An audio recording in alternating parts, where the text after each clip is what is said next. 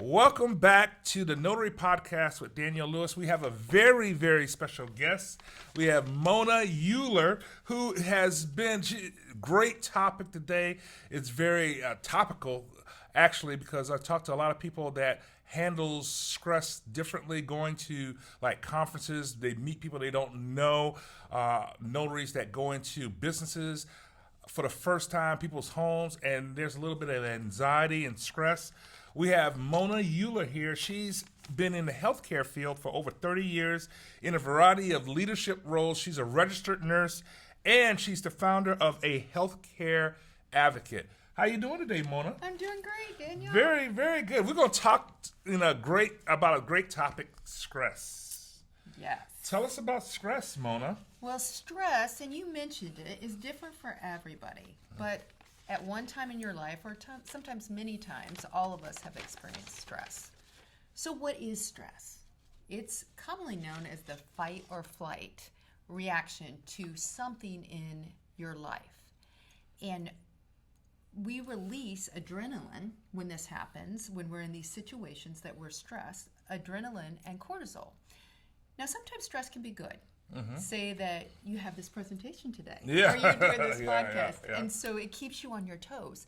You're playing pickleball for all those pickleball people, and you have to be focused. Yeah. So some stress is good, but when it's continued, it can have a negative effect. So those hormones cause symptoms that many of us sometimes can recognize and sometimes cannot. So I wonder if you've ever had any of these. How about muscle tightening? Your muscles are so tight. Yeah. Stomach upset or GI, know, whether you go too much or not enough. How about that neck that feels like it's just in a horrible vice, or the pounding headache? Yeah. Those are all symptoms of stress. Racing heart rate. Have you ever had a racing heart rate where you're worried about something? Your mind just keeps swirling and swirling. Yeah. Those are symptoms of stress. And if they continue, they can honestly, this is no lie, affect every part of your body. Yeah. And we don't realize that. Yes. I had a neighbor that just came up to me and she just felt like talking, and she was telling me that she had to rush her husband to the emergency room, and they found he was just very stressed out, thought he was having a stroke. He was just very stressed out. It can cause physical complications, correct? You are so right. It can cause diabetes. It can be stress can cause diabetes. Yes, a precursor to cancer. You just hit on it. Heart disease, stroke, high blood pressure, GI disturbances. Get this, you wouldn't figure it, but autoimmune diseases, it can trigger those that lay dormant, and then when you're stressed, they come out. The other thing, too, is people don't realize this. I have been in the ER as well, and people come in with this horrible rash or hives. It was a symptom of stress. So it can lead to a lot of physical changes, very much. It is. That's why it's not good if it's continued. That's why it's important that we recognize when we're stressed, so that we can do things to take that off, and so that we can live a healthier life. So, your neighbor, a lot of times they go into the ER with thinking they had a heart attack or stroke symptoms. Yes. And they do all the tests in the ER, and the doctor's like, I think you're stressed. Now, some people don't believe it. They're like, well, I don't feel stressed. So I think it's really important to be aware of how your body is, Daniel, and when things don't feel right, and then try to mitigate that. Well, let me ask you this, because I know for me, years ago, I try to, when I was going out doing notary work, I would stop at, and I know a lot of people do this, and I know a lot of truck drivers do this, and a lot of people who are trying to stay on their game, they'll go get some type of caffeinated drink, like Red Bulls and those Monster drinks. And what do you think about that? Do you think that helps bring on stress? Caffeine is not good in large doses. And those Red Bulls and those energy drinks, if you talk to most doctors, that is a big reason, too, that people go into the ERs because of the increase in their heart rate from those large amounts of caffeine. Everybody's different, but I would start, if you feel like you have to have caffeine to keep awake, a small dose. Regular coffee. The things that they put in these drinks are not normal in nature, and they can cause a lot of physiological responses that you don't even know that you can have, like the stories of the kid that drank 3 in one day and then ended up in the ER with these metabolic symptoms. I am not a fan of energy drinks. Caffeine in small doses, but large doses, it actually makes your anxiety and your stress worse. And then also, I don't know if you've done this before, but you've had a stressful day, like all of us, and you might say, well, maybe I'll have a glass of wine. Yeah. You know, to take the edge off. Well, what happens is alcohol takes the edge off for a little bit, and then it has a rebound, anxiety and stress. So you think you're calming down, but it actually causes sleep disturbances, and you can have, after too much alcohol, an anxiety next day, because it produces more anxiety after the withdrawal of the alcohol. So how would you normally deal with stress then? There's a couple different ways. Actually, there's a lot. And as I said, everybody is different. You know, I don't know how you are, but the people here, you might see someone that you know are stressed because they're agitated, right? They can't sit down. They just seem like tense. Well, then there's people that are withdrawn. Yes. They're stressed. Yes. And those are harder to find. They're depressed. They stay in their house. It's hard for you to talk to them. And you're like, what's going on with them? Like, they're not normal. And then there's a third type where they have both. It's somebody that appears withdrawn, but inside, their insides are just like this. Yeah. So everybody is different on how they manifest it. So how do we treat that? You have to find what works for you for stress relief. Okay. And I know a lot of people poo-poo this, but meditation is very important. Yes. Even if it's 5 minutes. I'm not saying that you have to go to yoga class. Yoga is great for a lot of people. But if you don't have an hour, we have these wonderful apps now, Calm, Headspace, that you can take 5 minutes. And when you say meditate, that means you're just quiet, sitting with yourself. Trying to quiet those thoughts that are just swirling to the point that you're so stressed out you can't make a decision. Okay. And I think we've all been there where you're like, oh my gosh, I have all this going on, but yet I can't think of what to do. And another thing that's important with that is breathing. Daniel, I can't stress that enough, because you cannot be stressed if your heart and your body is concentrating on breathing. You can't do those two things at once. Oh, really? Yes. So if you concentrate on deep breathing, that will calm. If you do it enough times, it will calm that stress and calm the stress hormones. And that's just in through the nose, out through the mouth. When you say deep breathing, do you hold? You hold it. So say, for example, we'll do the 4-7-8 technique, and you can be my guinea pig. Okay. Like that. You are going to, let out a deep breath. I'm going to count 4 seconds. You're going to inhale on those 4 seconds.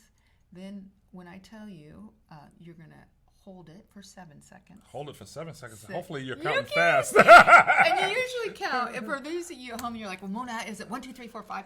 You go 1001, 1002. That's really the best way to count.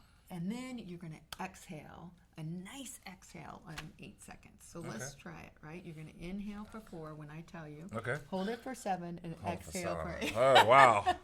Well, if I pass out on this podcast, you know I was stressed. This is good. This will be good. Okay. Inhale for 4. 1001, 1002, 1003, 1004. Hold for 7. 1001, 1002, 1003, 1004, 1005, 1006, 1007. Exhale for 8. 1001, 1002, 1003, 1004, 1005, 1006, 1007, 1008. So what does that do to the body when you're doing that? You are retraining your brain. So to relax, because it is just moving, and you're getting that oxygen in your lungs. So that helps with your response from your body. Okay. Now, it may not work just that one time, so it's important, Daniel, that you do that about 4 or 5 times. Okay. So say that you guys have a big speech or a presentation, and you're a little jittery, and you're like, well, how do I relax? You can go in the car. You can go in a room. You do this deep breathing. You do it 4 or 5 times. You will actually feel your body relax. It's getting oxygen. Oxygen brings blood. Yeah. And it's calming. It is calming because your brain is thinking about the breathing. So it's calming the thoughts that are swirling in your brain. Okay, I can tell you a good example of me. I've been doing notary work and going to different people's houses for years, and every now and then there's something that happens that gets me very stressed out. And just recently, I went to this gentleman's house. He's buying a brand new car. He's buying this $200,000 car. I get out, and guess what? It was out in the country. He had 3 big turkeys that was his pets that was just walking around his yard. Now, just full disclosure, when I was in my 20s, my grandmother had a farm and she had a turkey, and the turkey just laid eggs, and I was going over there to look at the eggs, and that turkey attacked me. So you were fear of turkeys. Yes. Live turkeys. So when I saw these turkeys, and they were just walking around the yard, and they saw me pull up, and they were coming up, I got stressed out. Because of course, when I go to different people's house, they have pigs as pets. I seen the guy had a couple of goats that was pets coming in and out of his house. But these turkeys really freaked me out. So did your heart rate race? Oh yeah, I've seen those turkeys. And did you start sweating? Because a lot of people start sweating, perspiring. Yeah. When you see turkeys, if you see turkeys on the wild, they're kind of puffed themselves up and their feathers, and I was like, oh my God.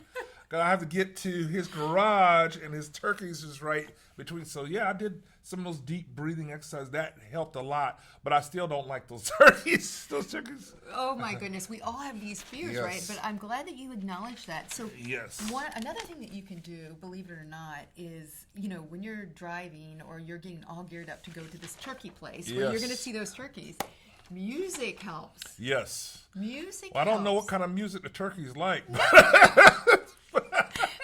for you. Oh, for me, yeah. So that, when you're stressed out in the car, putting on your favorite music, it releases endorphins, that dopamine. Those are the feel-good hormones. So it counteracts the stress. So you can listen to music. So before you go into any type of, there's 2 things you said.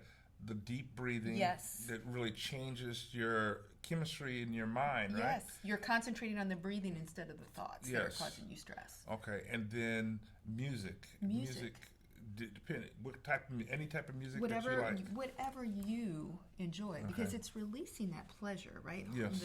The endorphins, the dopamine, are pleasure receptors. So it could be rap, it could be classical, it could be pop. Yeah. It's whatever you enjoy. So those are 2 ways before you get to the turkeys that you can do it. And the other thing is, when you're driving away and you're so stressed out and you're tense from seeing the turkeys and their puffiness, exercise.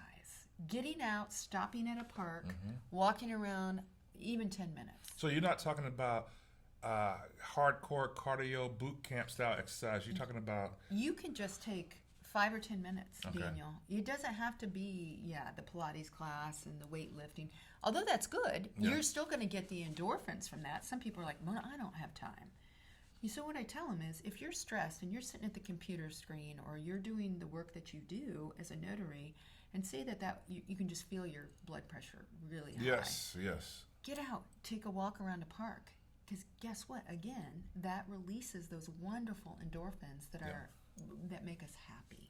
What if you're a person that, and I get this a lot of times when we have our business meetups, you're an introvert and you're afraid to talk to anyone, especially if you have someone that you said, hey, I want to get business from that person, that escrow officer, for example, or that real estate agent, but I'm afraid to talk to. What would you recommend to that person every time they think about talking to someone that can give them more business, their palms sweat, what would you say?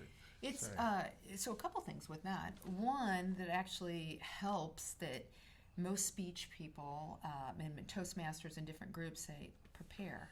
Yeah. So go into that bathroom. If you're at a conference and it's 300 people that you do not know, and you know that it's important to make those contacts, we're going to use all those things together, right? We're going to maybe take a walk so that those pleasure-seeking hormones are released. You could listen to music. You're going to go in that bathroom, and you're going to rehearse that 5-minute intro, that 2-minute intro. Okay. Hello, my name is Mona Euler. I came from such and such. What are you looking for today? You can make a topic of the weather, anything that's an icebreaker. But if you look in the mirror and you're saying it, it will feel more natural when you're saying it out into that room. Okay. So I know you might think it's crazy, but a couple times of practicing that intro, then when you go in that room, it's going to feel more natural. Yeah. And it really gives you more confidence as well, the more times that you practice that. But deep breathing, like you're getting off the elevator, you can feel yourself exactly, start to sweat, the heart.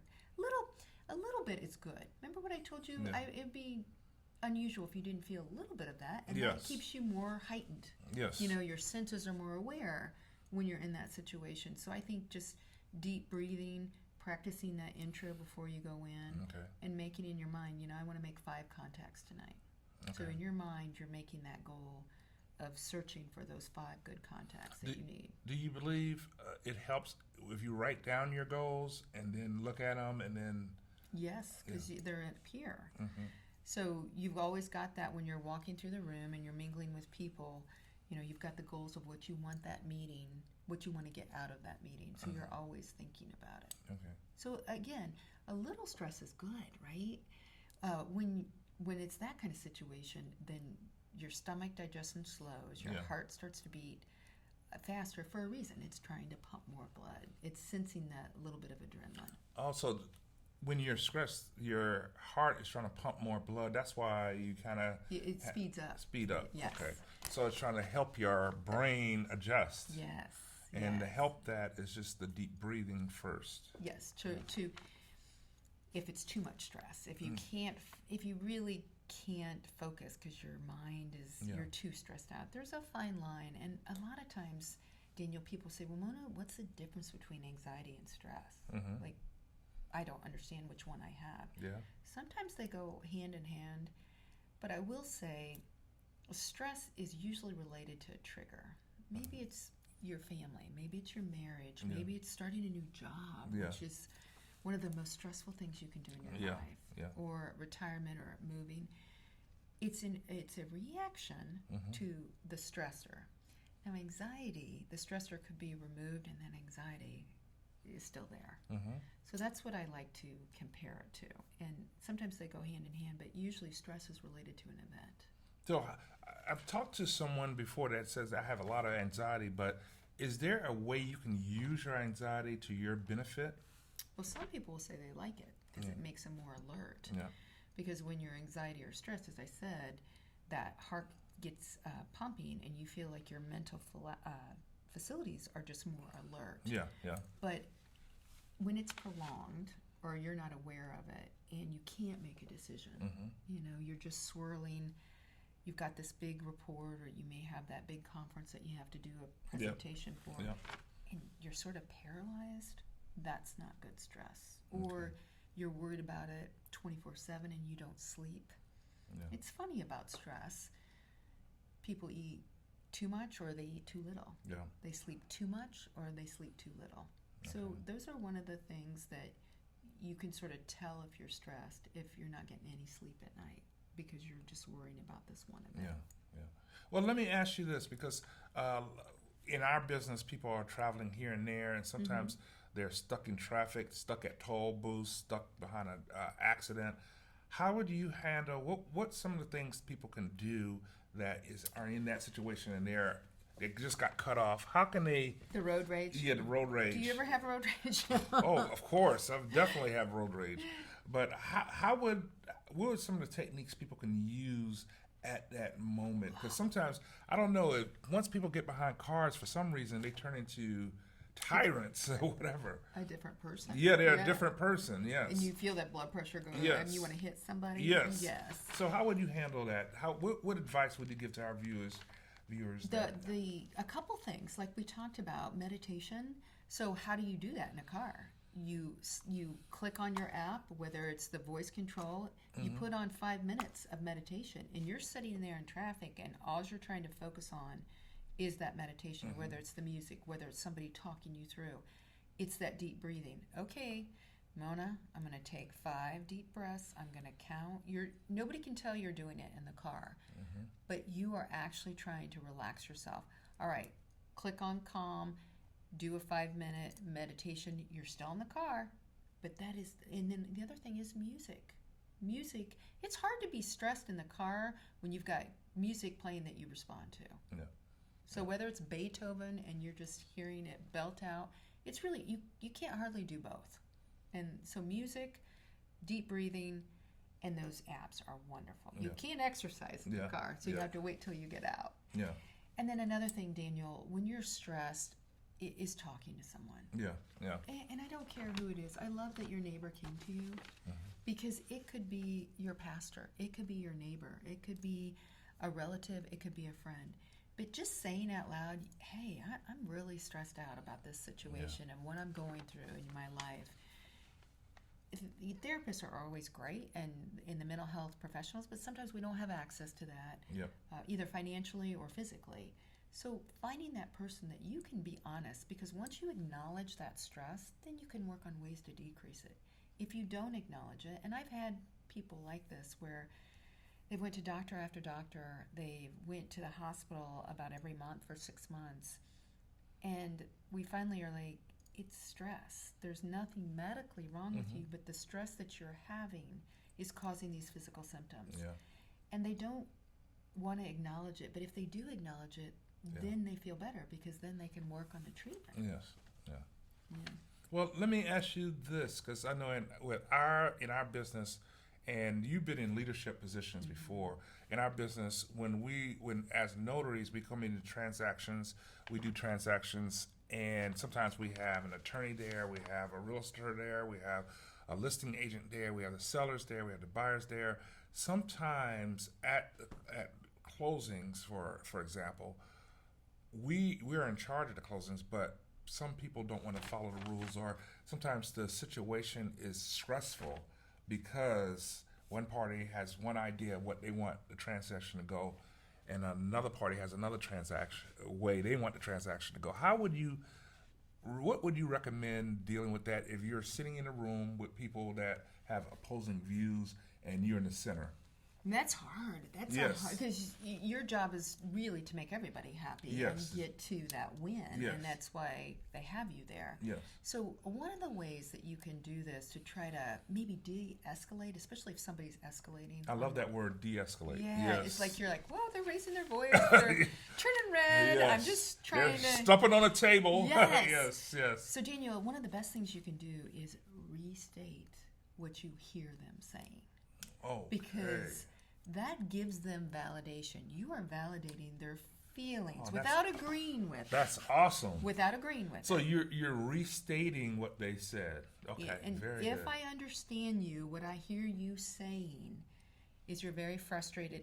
You are acknowledging their feelings, not necessarily agreeing with them, but everybody wants their feelings acknowledged. Yes. Right, and it could be that they had to put their dog down before, or they got in a car wreck. Yes. We don't know before they got in that meeting who they were. They could have been the nicest person in the world and turned into the meanest. So it gives you everybody a timeout, right? You're in the room and just say, Bill, what I hear you saying about this situation, and then Sam, what I hear you saying, and it gives everybody a time to, guess what? Deep breathe. Deep breathe, yes. Because if you don't, things escalate. Yes. And then they talk over each other, which I'm sure you've seen that. Seen that several times. We're wasting time Yes. But if you say that, I guarantee you, everybody wants to feel important and acknowledged. So you are acknowledging them by being in the middle, exactly what they need.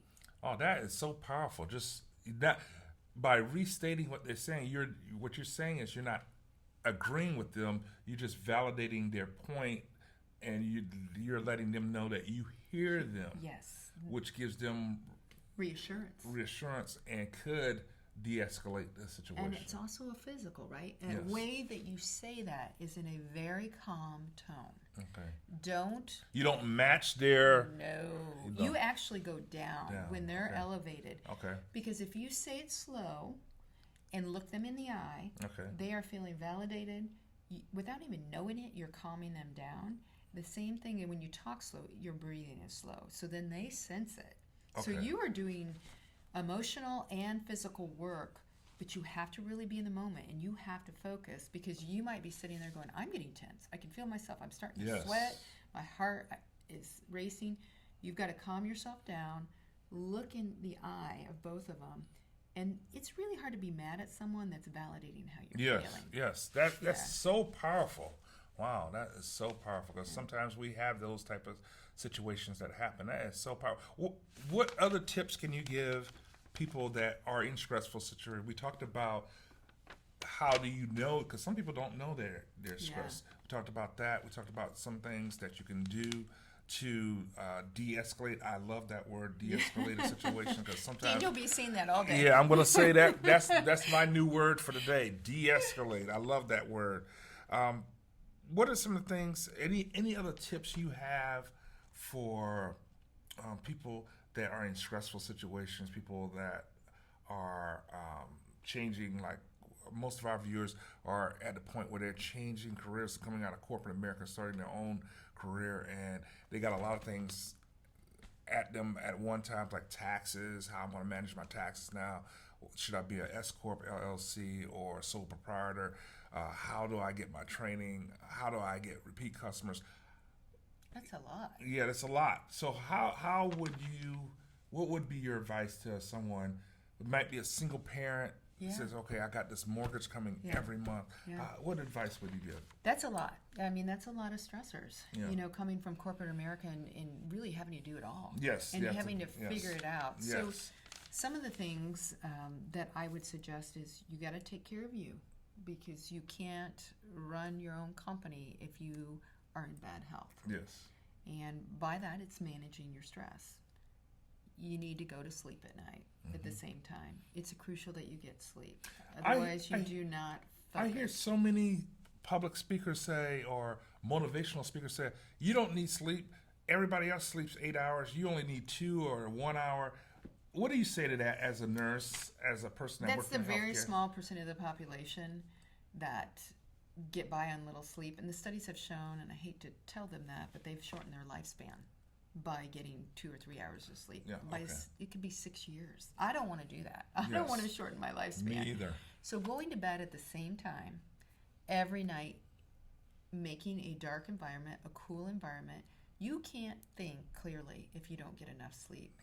When we sleep, our body is bathed, and all those toxins from the day actually are bathed in this cerebrospinal fluid that removes all that toxins. If you do not sleep enough, those toxins still stay in your brain.